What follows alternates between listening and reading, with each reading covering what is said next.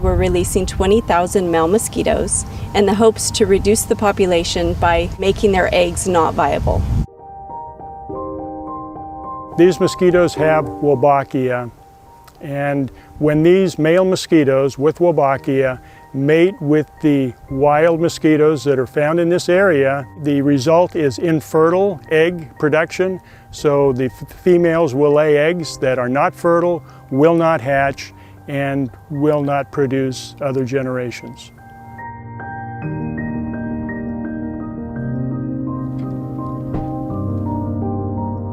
Every Wednesday and Friday, members of the Clovis Mosquito Abatement Team pick up a box from the post office, shipped to them from a lab in Kentucky. Inside that box are 20 tubes, each containing 1,000 male mosquitoes infected with a bacterium that will render the eggs of any female they mate with infertile.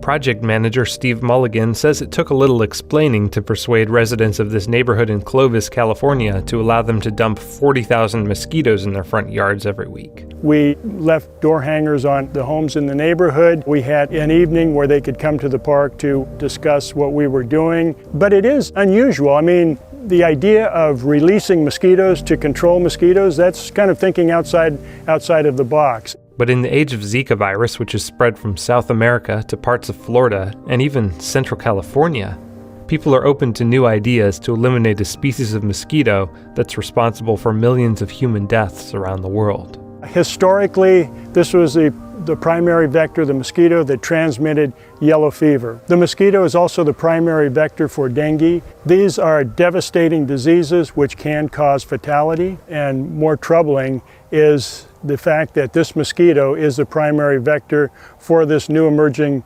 disease, Zika virus. But while the residents of Clovis have been open to the audacious experiment of releasing bacteria-laden insects into their neighborhoods, there are other proposals that have proven far more controversial.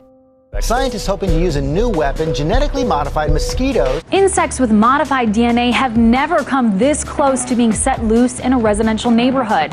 A company called Oxitec engineered a mosquito in a lab to produce similar infertility effects. But because this method involved genetic modification as opposed to bacterial infection, Florida Keys residents formed a resistance movement to the GM mosquito. We don't want to be guinea pigs.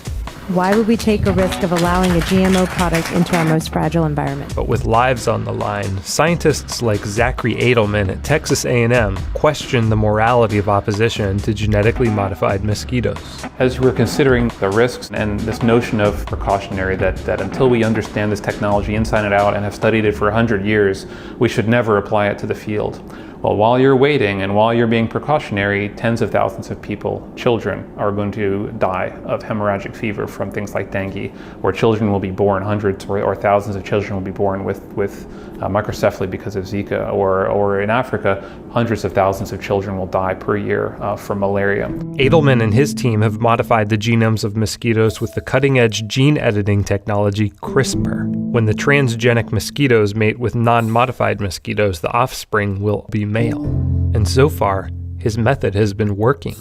So now we're designing new transgenic strains. We can link it with this so-called gene drive, where a gene would be able to be inherited beyond 50% at these super rates, where almost all the progeny would carry this gene. And if all the progeny were carrying this gene for maleness, then you would imagine that all the progeny would be males. And that would happen each generation. Eventually you'd run into a problem, or we wouldn't, the mosquitoes would run into a problem. They would run out of females, and then there would be no more eggs, and then that would be that for them. One common objection that Edelman encounters is that wiping out a species of mosquito could have unintended consequences on our ecosystem. If you rewind the clock 400 years, this mosquito doesn't exist here. And so it is an invasive, it's a new mosquito. So there are no species that are dependent on it, that must eat it to survive. There's no evidence that any species like that exists for any mosquito. But of course, you don't see the same kind of protests with people talking about pesticides. The results from the releases in Clovis, the Florida Keys, and South and Central America are yet to be seen. Edelman plans to push his project forward as quickly as the science and the public and regulators will allow him. You're always going to have a vocal percentage of the population. The question is, does that vocal percentage that shows up to the town hall meetings and is in the street and is very active in social media, do they truly represent the entire community, or do they not represent the entire community? But where these trials have gone on in places like Brazil and Panama, where you have a much stronger disease burden, where everybody, they know somebody who's had dengue, or they've had children who have had dengue, they understand the severity of the disease very, very passionately and very personally, you haven't seen that strong resistance. And I think that plays a role certainly in people's minds.